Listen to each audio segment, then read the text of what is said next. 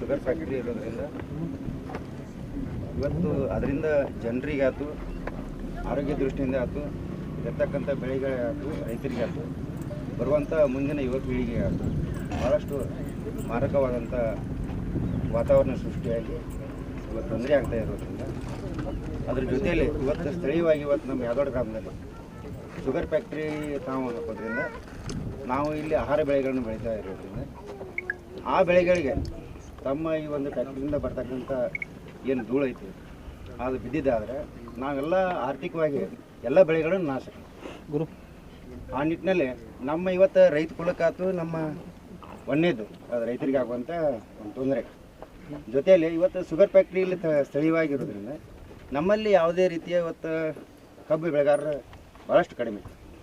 ಇವತ್ತು ನಾವು ಯಾವುದೋ ಒಂದು ಇರ್ತಕ್ಕಂಥ ಬೇರೆ ರೈತರಿಗೆ ನಾವು ಅವ್ರಿಗೆ ಅನುಕೂಲಕ್ಕಂತ ಅಂತ ಏನಾದ್ರು ಇಲ್ಲಿ ಫ್ಯಾಕ್ಟ್ರಿ ನಾವು ಮಾಡಕ್ಕೆ ಕೊಟ್ಟಿದ್ದಾರೆ.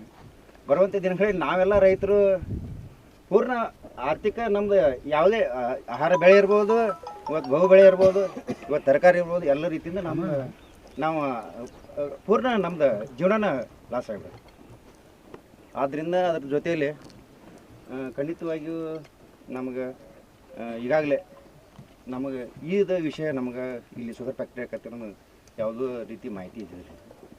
ನಮ್ಮ ಪಂಚಾಯತಿಗೆ ಸಾರ್ವಜನಿಕವಾಗಿ ಹಿಂದೆ ನಾವು ಮಾಧ್ಯಮಗಳನ್ನ ನೋಡ್ತಾ ಇದ್ದೀವಿ ಮತ್ತು ಸಾರ್ವಜನಿಕರು ನಮ್ಮ ಪಂಚಾಯತಿಗೆ ಎಲ್ಲ ತಮಗೇನಾದ್ರು ಶುಗರ್ ಫ್ಯಾಕ್ಟ್ರಿ ಮಾಡ್ಬೇಕಾದ್ರೆ ತಮಗೇನಾದ್ರು ಪರ್ಮಿಷನ್ ಬಂದಿದ್ದಾರೆ, ದಯವಿಟ್ಟು ನಮ್ಮ ಜನರ ಹಿತಕ್ಕಾಗಿ ತಾವ್ಯಾರು ಕೊಡಬೇಡ್ರಿ ಅಂತ ಕೆಲಸ ನಮಗೆ ತಮ್ಮ NOC ಹೇಳಕ್ಕೆ ಬಂದಾಗ ಅದಕ್ಕೆ ಖಂಡಿತವಾಗಿ ಜನರ ಇದು ಬೇಡಿಕೆ ಐತಿ.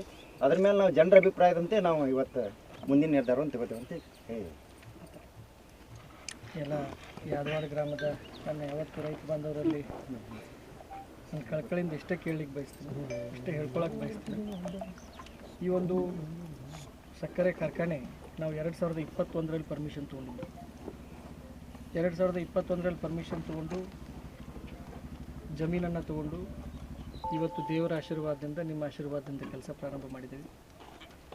ಇಲ್ಲಿ ನಾವು ಯಾವುದೇ ರೀತಿಯಾದಂಥ ವಾಯು ಮಾಲಿನ್ಯ ಇರ್ಬೋದು, ಪರಿಸರ ಮಾಲಿನ್ಯ ಇರ್ಬೋದು, ನಿಮ್ಮ ಭೂಮಿಗಳಿಗೆ ಹಾನಿ ಮಾಡುವಂಥ ಕೆಲಸ ಕಾರ್ಯಗಳನ್ನು ಮಾಡುವುದಿಲ್ಲ.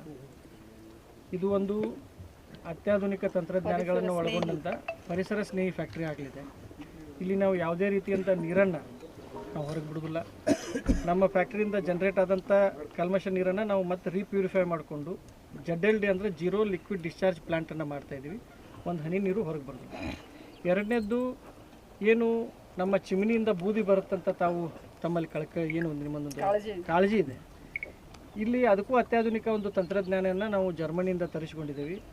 ಒಂದು ಇಡೀ ಬೂದಿ ಸಂಬಂಧ ನಮ್ಮ ಚಿಮನಿಯಿಂದ ಹೊರಗೆ ಬರೋದಿಲ್ಲ. ಎಲ್ಲ ಬೂದಿಯನ್ನು ನಾವು ಎಲಿಮೆಂಟ್ ಅಂತ ಒಂದು ತಂತ್ರಜ್ಞಾನದಿಂದ ಕಲೆಕ್ಟ್ ಮಾಡಿಕೊಂಡು ಅದನ್ನು ಅಲ್ಲೇ ಹೀರ್ತೇವೆ. ನಾವು ಅಲ್ಲೇ ಹೀರಿ ಅದನ್ನು ನಾವು ಅಲ್ಲಿಂದನೇ ಹೊರಗೆ ತೆಗಿತೀವಿ. ಸೊ ಬೂದಿನೂ ಹೊರಗೆ ಬರೋದಿಲ್ಲ, ನೀರು ಹೊರಗೆ ಬರೋದಿಲ್ಲ.